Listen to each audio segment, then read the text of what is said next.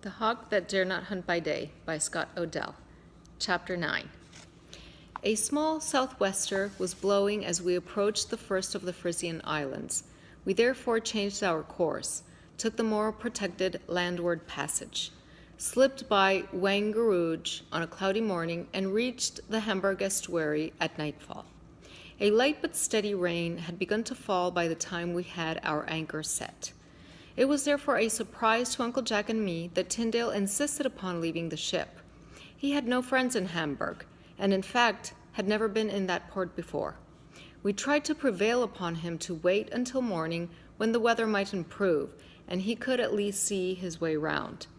But we failed in our efforts, so I helped him gather together his books, his writing materials, and a few oddments. The sky was dark with rushing clouds as we pushed away into the broad estuary, crowded with ships whose riding lights cast a great shine upon the water.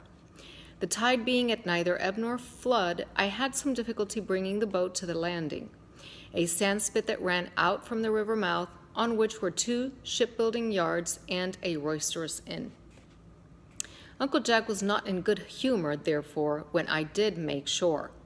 As Tyndale picked up his bag and looked as if he might go striding off into the dark and the rain, my uncle grabbed the bag in one hand, Tyndale by the arm in the other, and forthwith launched us all into the inn. The River Queen, filled with gixies, fusty lugs, and sailors, was not a place suited to serious discussion, and I doubt that in all of its lurid history the Bible had ever been mentioned. But if never again, it was mentioned that evening. Uncle Jack ordered 2 bowls of oyster stew for each of us, and since Tyndale still looked as if he might go striding off into the darkness at any moment, immediately brought up the subject of the Bible.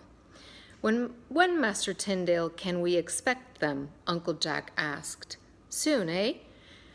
I'm going now to Wittenberg, where Martin Luther is, and I'll have a chance to talk to him and to perfect, at least to improve, my knowledge of Greek there at the university.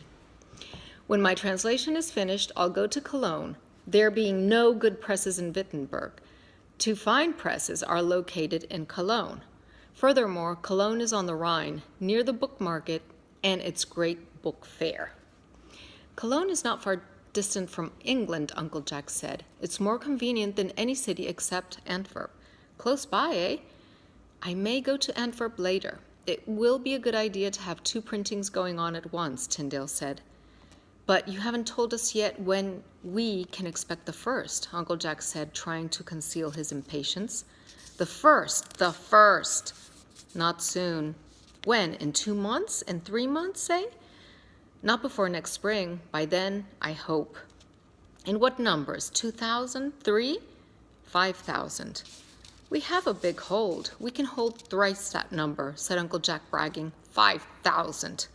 But I may be unable to find the money to pay for even 1 small printing. Uncle Jack spooned his thick oyster stew in silence, thinking hard. To carry Bibles that someone else had printed, Bibles that were already paid for, was one thing. To put up money of his own for a printing, with all its hazards of failure and detection, was quite another. He thought for a long time, finished his stew, ordered a 2nd bowl, and said, I'll return to you, Master Tyndale, all profits I make on the sale of your New Testament in England, all profits after our expenses. Expenses are heavy, eh, Tom? Heavy, eh? That's a generous offer, Tyndale said. It was clear to me, and surely to Uncle Jack, that Tyndale was interested only in having his Bible printed and distributed in England. His last thought was of any profit that he might make for himself. Upon my word, the offer stands, my uncle said. We'll carry your Bibles to England, from Cologne or Antwerp. It doesn't matter which, does it, Tom? We'll sell them there, deduct other expenses, and send you the rest. A fine deal, eh? Tyndale growing impatient to be on his way, we parted soon with a round of warm farewells. The River Queen had places to sleep, but it was noisy, where if you were not robbed or relieved of your life, it would be a true miracle. We therefore advised him to return to the ship, we would send him off bright and early. But as before, he strongly leaned towards the road, and we let him go. I felt a twinge of regret as he walked off in the rain. At first on the day, he had stumbled aboard the ship in true landlubberly fashion. I was prone to laugh, but seeing him at his writing all day and far into the night, asking for nothing except for a handful of candles, I had come to think of him in a different way. Furthermore, there was the debt that I owed him for him trying to teach me how to read.